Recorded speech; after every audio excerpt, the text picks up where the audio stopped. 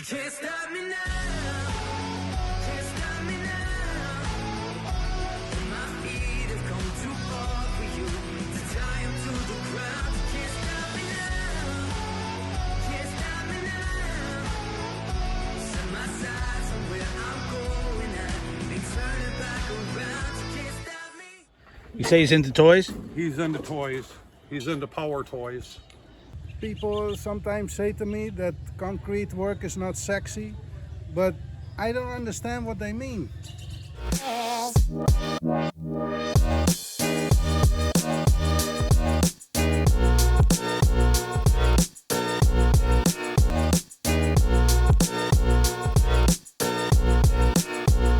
Hi everybody, it's me again, Jamie.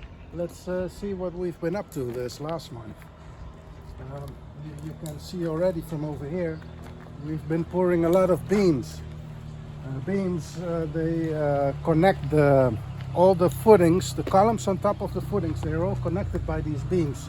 So we get a nice rigid structure on which we're going to pour our slabs on in the month to come.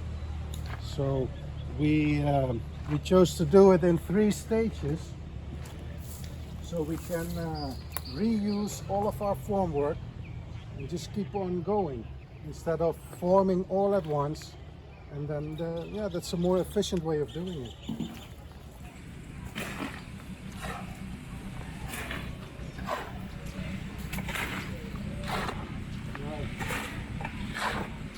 Important when you pour your beams is to already think about where your water outlets is going to be. So like for instance, this is going to be a bedroom over here.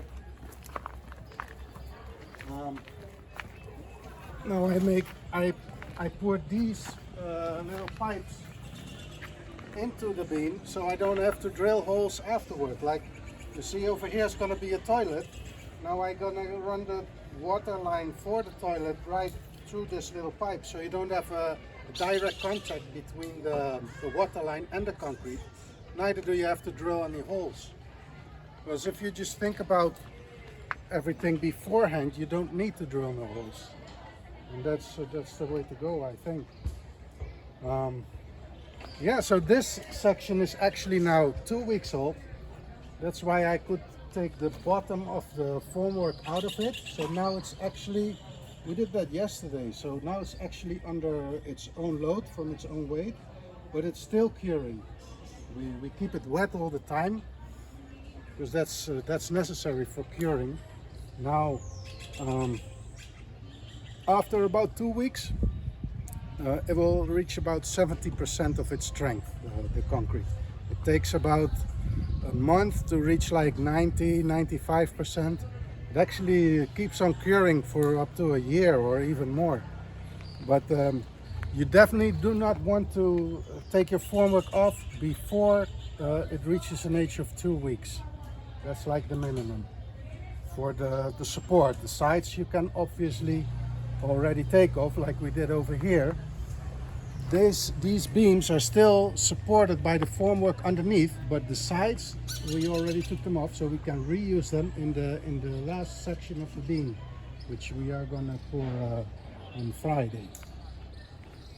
So it's basically a 3-stage operation, this construction.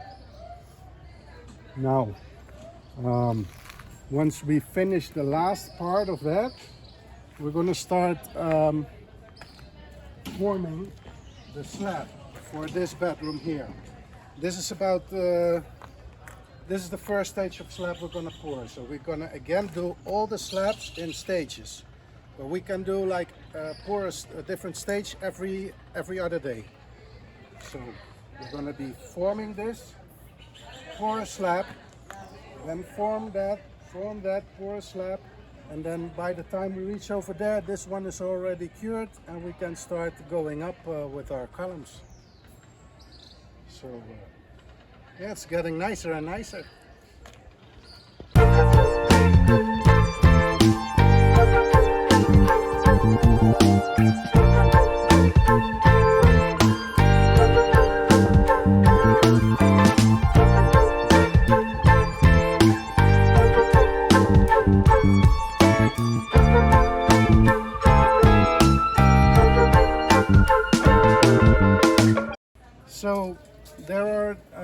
different kind of ways to check how strong your concrete is. I mean, some people would say like, yeah, that's pretty hard. That's hard, good concrete, but that's not the way you can check the quality. A very good professional way of testing your concrete is take a sample and do a destructive test in a hydraulic press and see how much force it takes to actually destroy the concrete. But it's a lot of times impractical. So there's another way which is a non-destructive test. So this is what I'm going to show you. They developed a tool for that. This is a rebound test.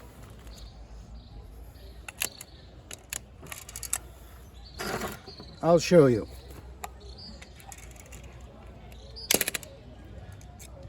This one has a rebound value of 23.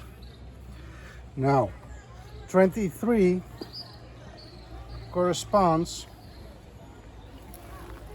with a compressive strength of, let's see, let me put it to the side, there'll be like 16 newtons per square millimeter, which equivalates to about 2,500 psi for the Americans. And well, we reached this strength after 2 weeks. So we expect the strength to rise within the next 2 weeks to 3,500 psi, which is a nice, good strength for these kind of concrete. Yeah, so these are actually back scratches, because in the tropics over here we sweat a lot working all these concrete, so we like to make it ourselves comfortable, and it feels really good.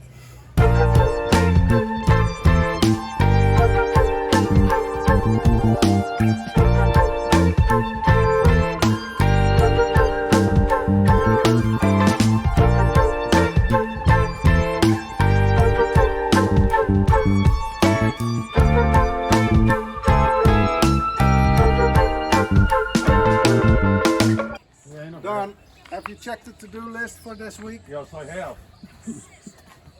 Let's see what it says. Number 1, kite surf.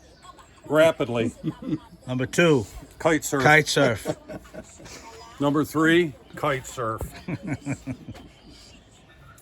Yeah, so this is what we call a hickey bar. It's nice to be able to bend your rebar right into the work, but it's also, well, people use it for all kind of things. That's why it's got the name hickey bar.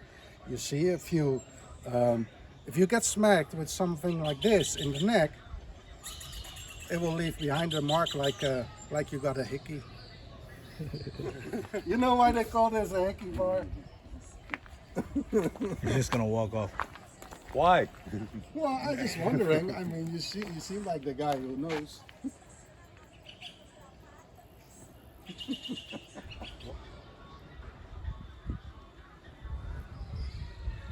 Hi.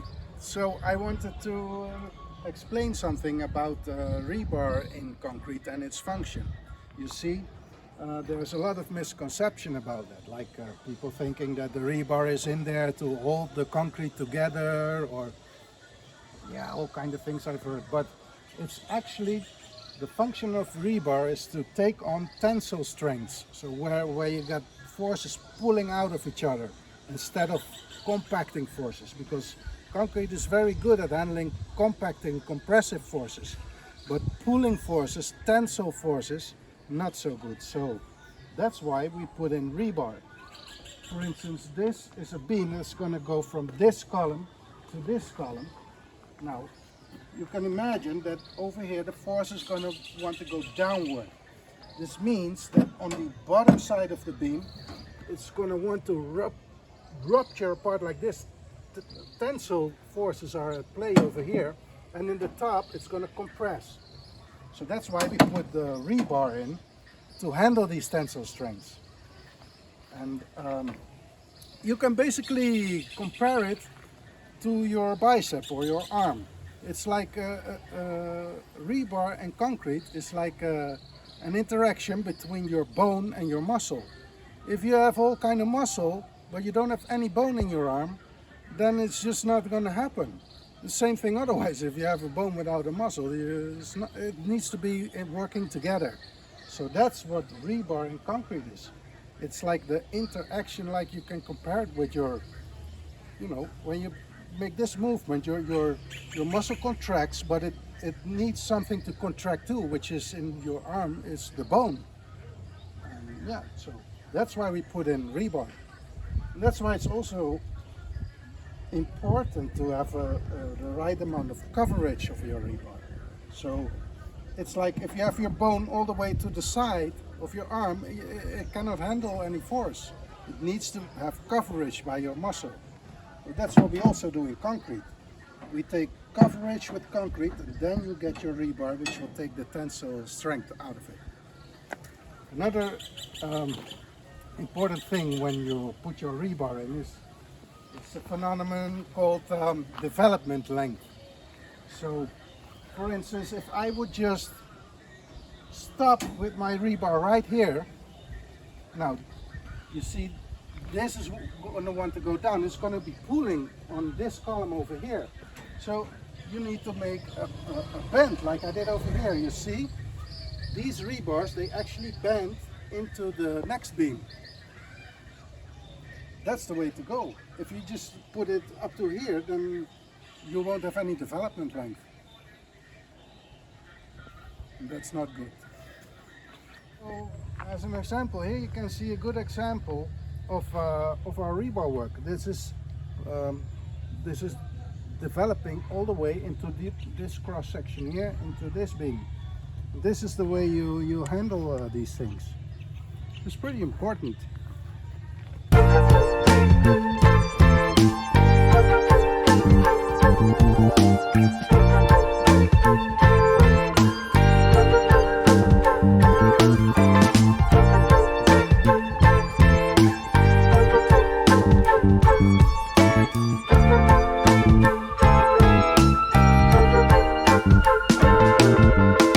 So, only thing what I written on here is just filming of me actually doing some work, because we don't really have a lot of that. Of me just putting in some rebar and I don't know. What do you think? What's Don doing now? What do you I'm call that? I'm contemplating the theory of leaving Or kite surfing? to go kite surfing. You can't stop me now.